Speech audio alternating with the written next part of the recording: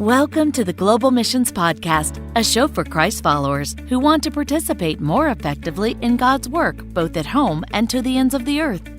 This episode is brought to you by the Global Missions Toolbox, a new collection of trusted resources to help clarify and strengthen your participation in global missions. Visit us online at globalmissionstoolbox.com.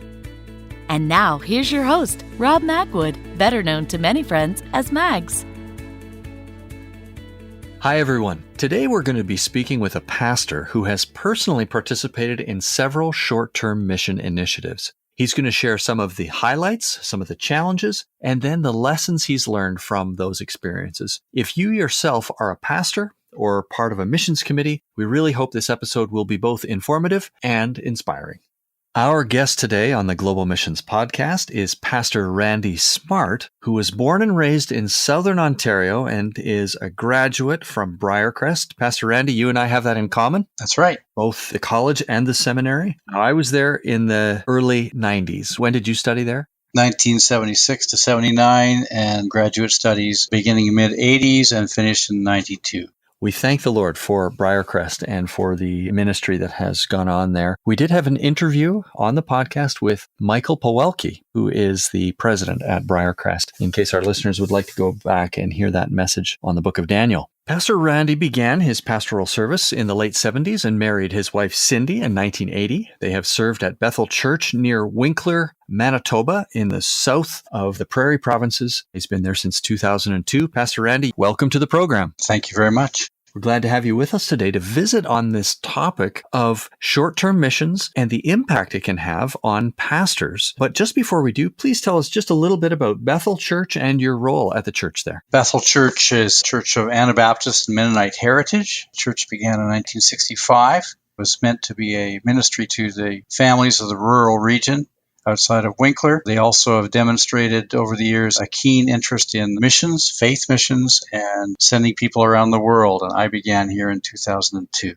I appreciate your faithful service there. Our topic today, of course, will just bring out Pastor Randy's experience and wisdom as he has participated in a number of short-term missions. Pastor Randy, take us back to the beginning. What was the first short-term mission and what led you to take part in that particular initiative? The first trip was to Tamil Nadu in southeast India. It's with a mission agency that helps local churches with evangelism and discipleship, particularly with children and youth. And so this group was going to host a number of people on a trip to go and see the work that was being done. And some of our church people were involved in raising funds. And they asked if I would be willing to go on the trip. In the end, Cindy and I did join the group. I knew that mission to other parts of the world is important, but I wasn't always sure as a local pastor if I would ever have opportunity to see it personally. And I wanted to witness for myself some of the work being done. And I wanted my wife to be there with me so she could also see and hear those things. Well, just want to speak a word of encouragement to the church for their vision in sending their pastor and his wife together there. Tell us a bit about the impact. What came out of this experience? Part of it certainly would be that I came back with a much greater awareness of the privilege we have as North Americans in our own settings, the things that we often take for granted. You know, when you're stepping over open sewers to see a children's meeting in session, experiencing Indian traffic and smells in everyday life, it just made me aware of the things we take for granted at home. More importantly, I think I began to understand that when I get up to speak about a scripture text in our church, the same text applies to our brothers and sisters in any other part of the world. They need to continue to learn to be obedient to Jesus Christ as we should, but some of their applications to biblical principles and some of the solutions will look different than how we deliver it in where we live.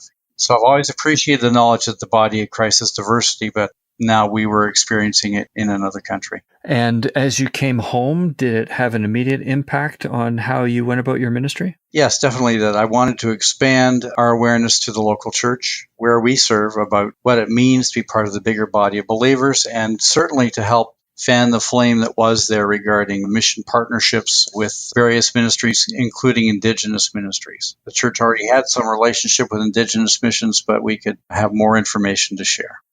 Mm-hmm. Now, by Indigenous, do you mean more local in North America with First Nations or Native communities? I guess I was speaking more to the broader context internationally. Now, that was your first experience. That was the starting point. Since then, you've participated in additional short-term initiatives. Just give us a sketch of, kind of an overview of what you've participated in. Our church has had missionaries in 3 neighboring African countries. We actually have missionaries in more African countries now, but we had in 3 neighboring African countries. And so one of those couples, after 25 years of relationship, they said, would you please send your pastor to our church for a visit? So along with another couple from Bethel, Cindy and I traveled for an encouragement visit to that particular country and missionaries, and also to visit with our missionaries in the other 2 nearby countries. So we spent time in rural Kenya and rural Tanzania. I spoke to a group of pastors in Kenya. I think one of the elder brothers in the room stood up and very politely let me know in front of all these witnesses that in Swahili we pronounce it Tanzania.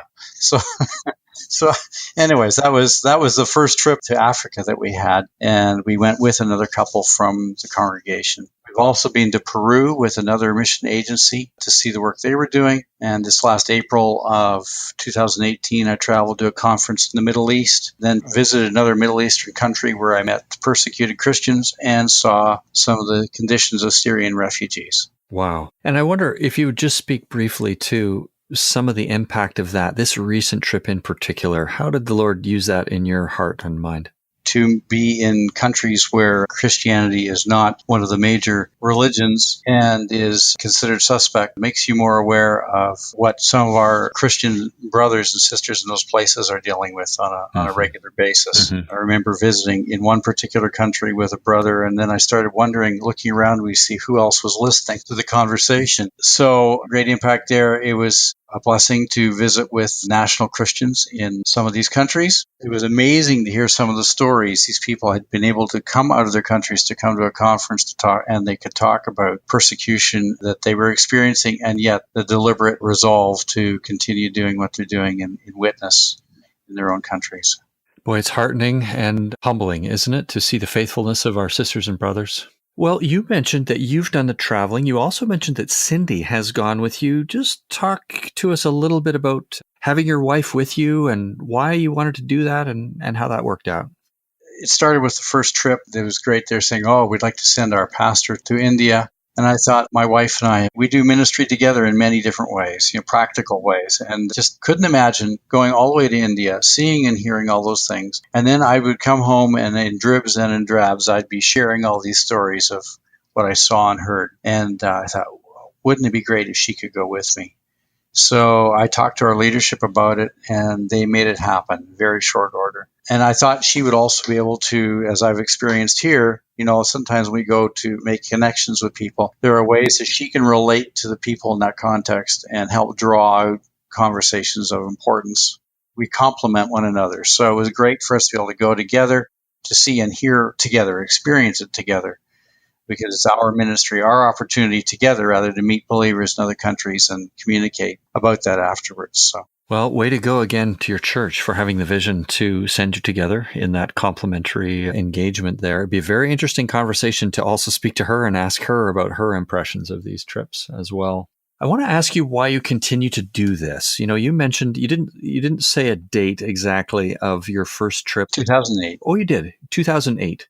I had in my notes here, 2008 first to go to East Africa there. But you also went just this last year. So it's not something you did once. Why do you continue doing this? I continue to have an interest in knowing what God is doing in His church around the world. It kind of helps to keep fresh and enlarge my awareness, and helps me to get out of the cabin, so to say, the local church questions and processes that we deal with on an ongoing basis. It also gives me new ways to share the vision of what it means to be the church with the local congregation when I'm back here serving.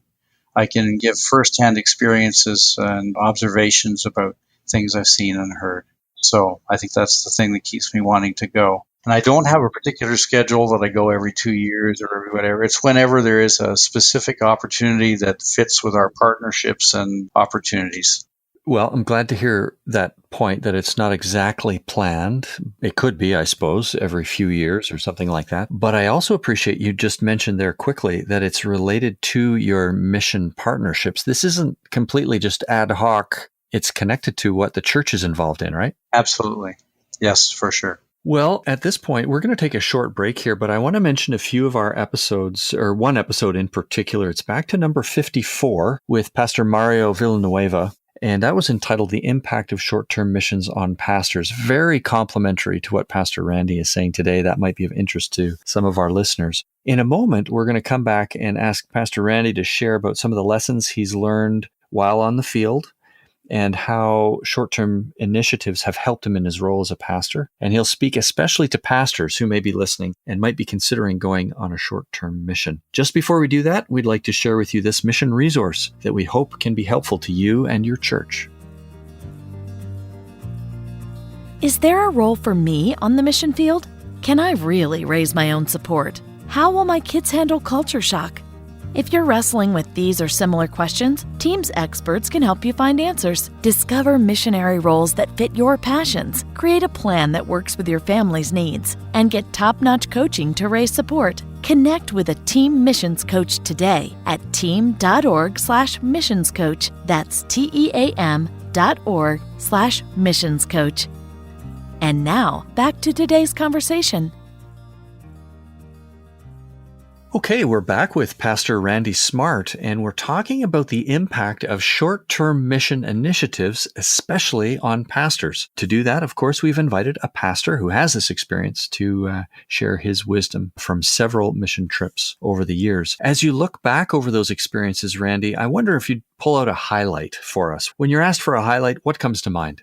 I find exceptional joy in meeting pastors in their local settings. I once spoke with pastors for a Saturday in Kenya and hoped and prayed that there would be some universal application of the content I had to share. When you come from a North American setting, you hope and pray that you're not speaking out of your own experience and unrelated to where they serve. And there were 29 pastors there, 3 denominations. There was incredible openness, and that was one example of a time that I greatly appreciated, and I still get contacts occasionally from some of those folks. On another occasion, I recall meeting with a pastor in his office and had a chance to have a look at what books he had and what books he didn't have and to find out where they were coming from. And so, again, we are so rich in our own context in North America, at least, that of what is available to us for tools. And some of our brothers in pastoral service have very few tools available to them where they are. But a highlight was just being able to come alongside and try and encourage pastors. I wonder if I could ask you just about the content. Did you use something that you had already prepared at home and then you recrafted it, or was it something totally new that you prepared? Actually, after a lot of pondering, I used the mission statement of our local church, Bethel Church. We have 5 E's that we try to communicate to all of our members. That would be to exalt Christ, to equip for service, to edify one another, to evangelize the lost, and to extend Christ's love in practical ways. That's the 5 things that we aim for in the life of our local church. I believe they're interdependent, and I try to model from the scripture why those are all things that every church should seek to replicate. But that was after a lot of pondering. And one of the interesting moments, because I was nervous about some of that and I didn't know if I'd need to redirect as I got going with it, the pastor said, "Can we have copies of your notes? Can we have copies of your notes?" So at one point, there was a brother from the local church, took my notes, took them down the street to a little photocopy shop in this little village in Africa. And they had about 30 pastors lined up behind them waiting to get their own copy of the notes. But that was the material that I shared, was actually just an expansion of the mission as we have sought to express it in our local church, with the belief that it could be applicable to other places. You know, there are different things that work out when a pastor travels in a situation like this, but I'm glad it worked out that way. Just for the example, for a pastor who may be listening thinking, I just can't prepare something more, I'm busy already. Very often it's possible to retool something that has already been prepared, a missions sermon series or a segment of ministry at the church that is repurposed, if you will. And as you experienced, it can be greatly appreciated with a minimum of additional work to prepare that material. The larger challenge is in the presentation to try and be sensitive to the cultures, and the filters through which they may be listening, to the degree that you can anticipate that. So if you're doing illustrations from southern Manitoba talking about hockey, they might not understand that in Tanzania. Right. But I could say to them, in our local setting, this is what we did. But for you, you'd have to think about how to. I did hold off on the hockey examples, yes. Well, that's one of the highlights. I wonder, just to balance this out and to be authentic and transparent, what's one of the challenges you experienced through these initiatives? A couple things that come to mind as a challenge would just be the adjustment when you travel in those settings, to learn to be flexible in practical matters. What does the bathroom facility look like? I could describe several things, but not needed here. To be informed and aware of what I should and shouldn't be eating for my own health, and then to not offend a host or hostess when you have to explain why you can't eat certain vegetables that day. And just to be a gracious and sensitive guest in that other culture. So for me, those were some challenges. They might not sound like the ones that some would anticipate, but those were the ones that stick out to my mind. Well, let's turn to the lessons that you've taken away from these experiences. What are some of the things you feel God has taught you through these initiatives? Good reminder that it's come to my mind along the way has been that we cannot just assume that a North American solution is going to fix the situation, or necessarily even correctly analyze what we're seeing and hearing, say, in Tamil Nadu or in some of these other places. The way that they do their music, even the way they collect the offering, is different than ours. Their methods need to communicate in the culture where they live and where they present Jesus Christ. So we need to make sure we don't presume too much. We need to encourage them to be faithful in their context. The second thing I've learned is that after I've been to the mission field and returned home, I need to ponder how to advise my missions committee in thoughtful ways about how we can effectively partner with these believers. And it's not just a matter of sending money or sending more money, it's partnering for the right use of resources, including money. One example would be I observed a pastor had a great satellite television hookup, but to stations that wouldn't necessarily nurture his faith in the conservative evangelical perspective that I would promote. And I looked to see what kind of books he had, and there'd been a house fire and he had almost no books. So I thought, this man needs some other tools for feeding. We looked and I discussed it with him, and I came home and recommended to our church, because we have a key relationship with this individual, that among other things, we needed to find a way to fund him for purchasing a computer, so he could have direct email access to us, and we can make other referrals and recommendations regarding things that would help him. And we provided some resources for his library as well. Sure. So those are some things I could advise our missions committee about after having been there. And what about actually talking with the congregation? That was the missions committee you mentioned. How about the rest of the church? Well, it's just standard that if I go on a trip and the church has paid the bill, and even if they hadn't, that Randy's going to make a report to the church on a Sunday morning. That will be the word applied that day. We're reporting about what we have seen and heard from those experiences in the other cultures. So they look forward to it, and I'm grateful for the opportunity to help enlarge the awareness of our people. Through pictures, we do it with multimedia, just so that they can see and hear some of what we saw and heard. Well, as you think about these initiatives and how it's impacted your role as pastor, how have you grown and what difference has it made for the church? I wondered about that with anticipation of this interview, so I did actually communicate with some of my church leaders and ask them. Oh, very interesting. You did some research on this. That's great. I did research. Yeah. I said, I want you to be really honest with me. Good. Have you seen this to be a benefit to our church, or is it just because you like Randy? So, So one of the leaders wrote back, you have come back with a larger worldview of how God is moving, as well as seeing the needs of people in other cultures. And they also said, getting out of our bubble is a good thing, as it helps us to have a larger perspective on God, calling, and the need to encourage others to invest in the world around us. So that to me was encouraging. I thought, boy, I hope after all this time that it's not because they're just being nice to the pastor, but they see some benefit coming out of it. Well, I wonder, Pastor Randy, the opportunity to speak to some of your peers, if you can imagine being in a group together with those who are serving faithfully week by week, shepherding the flock, teaching God's word, and all that is involved in being a pastor these days. If you could meet with them and you could talk with them, if they were considering going on a short-term mission, what would you say to them?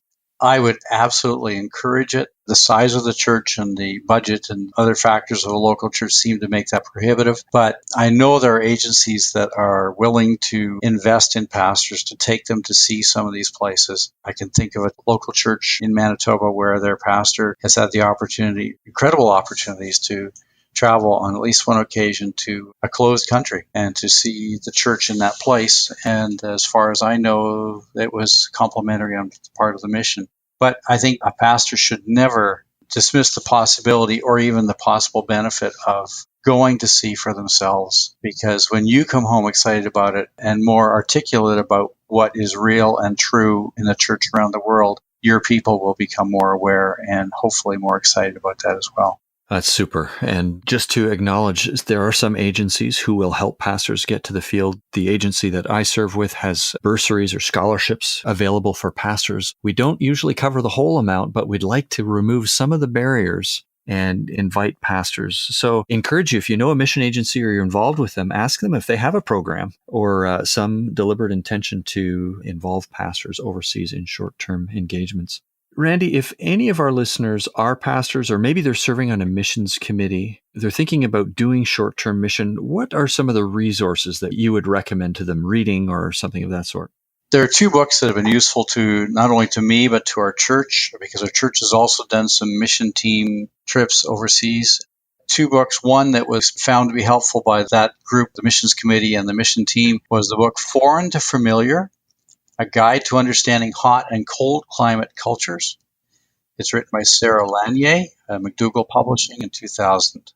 Might be very interesting for a North American reader to take time with that book. And the second book that I found helpful, I found it after being in Africa, but I already knew from being in India, sometimes we just think money will help. Money will solve all the things. The book, When Helping Hurts, How to Alleviate Poverty Without Hurting the Poor and Yourself. And it can make us think about how we engage in active assistance to others without making it all about dollars or about control. And it's written by Steve Corbett and by Brian Fickert. We actually, back in podcast number 17 for our listeners, had an interview with Brian Fickert on the book, unpacking that a little bit, How to Help Without Hurting. Very wise resource to consider. Now, Randy, we've just kind of touched on this lightly. That's what these podcasts do. But if any of our listeners would like to reach out to you, maybe a pastor, a peer of yours would like to just talk with you, what it was like to talk pastor to pastor, how can they reach out to you? One method would be by email, and the address would be Pastor Randy, all one word, at ourbethelchurch.com. Okay, and we will include that along with the book recommendations, all the resources we've talked about, and other episodes in the show notes. Our regular listeners know that. You can find that on the website at globalmissionspodcast.com. Pastor Randy, thank you so much for spending this time with us today and just sharing a bit of your experience. I appreciate the vision of your church and of you as a leader there to be involved. Thank you for being involved in global missions and for advancing it in your church, and thanks for sharing your experience with us today. It's our privilege. Thank you. Well, that wraps up our conversation with Pastor Randy. Thank you for joining us. Remember that you can find show notes at globalmissionspodcast.com, including links to the resources. And may I encourage you to consider sending a link of this episode to one of your pastors? We really hope that by hearing from one of their own peers, it would further encourage them to participate in a missions initiative. As our regular listeners know, we're always glad to hear from you with suggested topics or interviews you'd like us to consider. And if you enjoyed this episode and the podcast, we would be very grateful for a review on iTunes or your favorite podcast app. That's all for now. This episode is brought to you by the Global Missions Toolbox and produced by Send International and the Jaffrey Center for Global Initiatives in collaboration with other like-minded agencies. On behalf of the team, thank you for listening today, and join us again in 2 weeks when we'll continue to explore this grand adventure of being Christ's witnesses to the ends of the earth.